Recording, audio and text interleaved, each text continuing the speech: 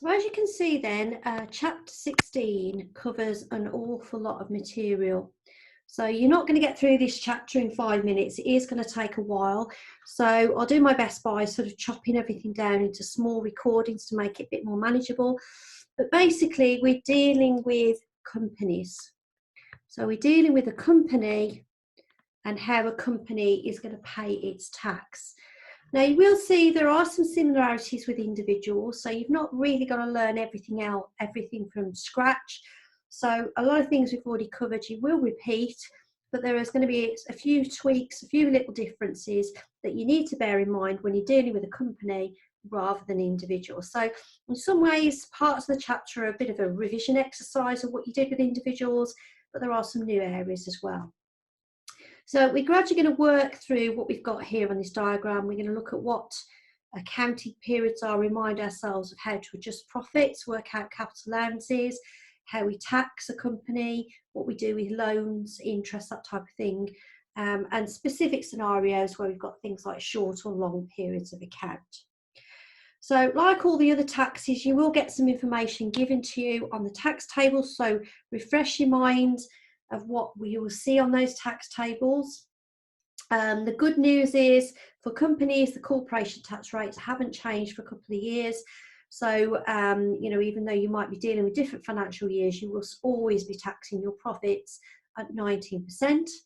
And we have something that's called a profit threshold of 1.5 million, and that's also been similar for a number of years. We'll look at this more detail later on, but basically when a company gets to 1.5 million, when we test a certain figure, then that is classed as a large company, and we have some slightly different rules for things like payments if you're a large company compared with, say, a small or medium size. So companies will pay corporation tax on their profits and gains.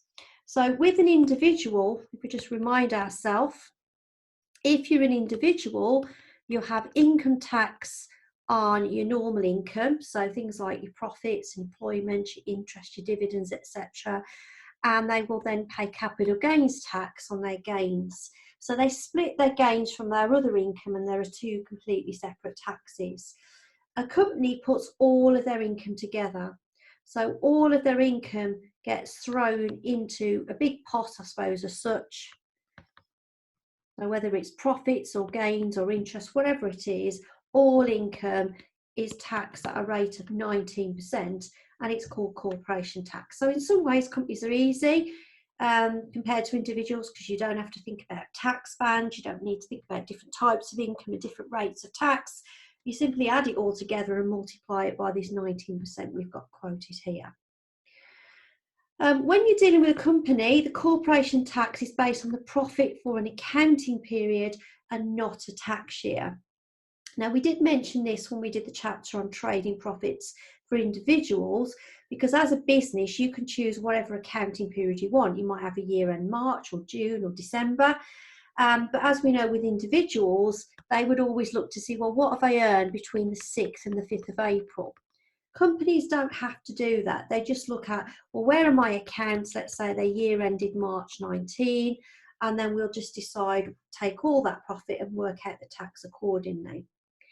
Now, when we're taxing these profits, we will need to adjust them for tax purposes, very similar to what we did with individuals. So adding back disallowable expenses like depreciation, entertaining.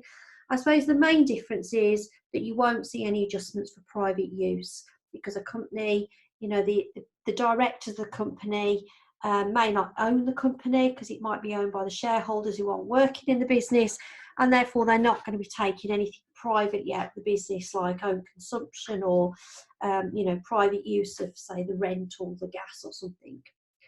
And then finally, something we'll look at right at the end of the chapter is that when we work out a capital gain, we get an extra allowance. So with an individual, they didn't get this.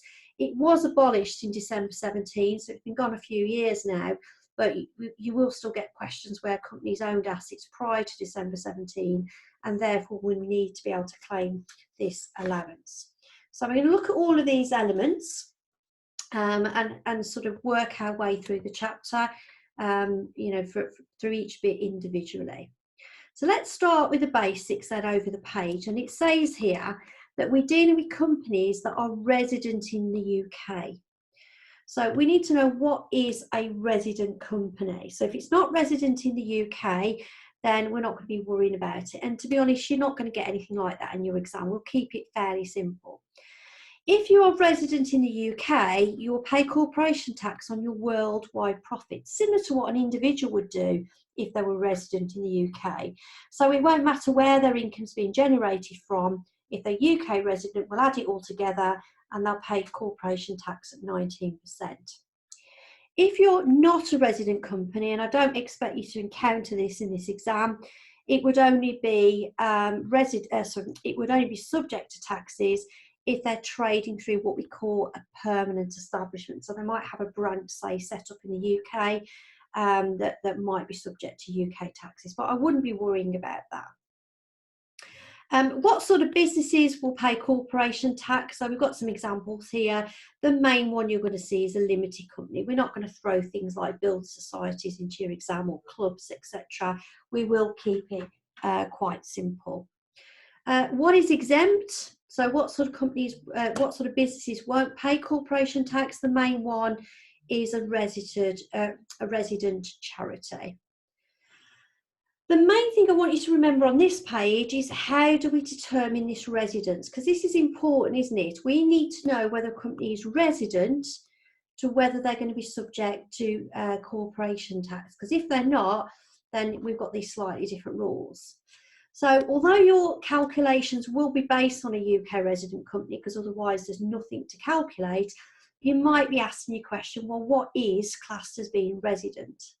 So a company is resident in the UK if it's incorporated, which just basically means it's been set up, or it's centrally managed and controlled. And this is normally where you have your main or your most important board meetings. So let's say they have all their board meetings in the UK, then they're obviously UK residents. If they have all their board meetings in France, then they're not going to be UK residents. It's as simple as that. If they have their meetings over a variety of countries, then they'll look at where the majority or the most important ones are if it's a more complicated case. But again, we're not going to try and catch you out in the exam. We are going to keep it quite simple. So it might just be a few marks to say what sort of things would we look at to determine someone's residence. So we look at incorporation or central managed controlled. If either of those apply, then we'll say UK resident and you have to pay corporation tax.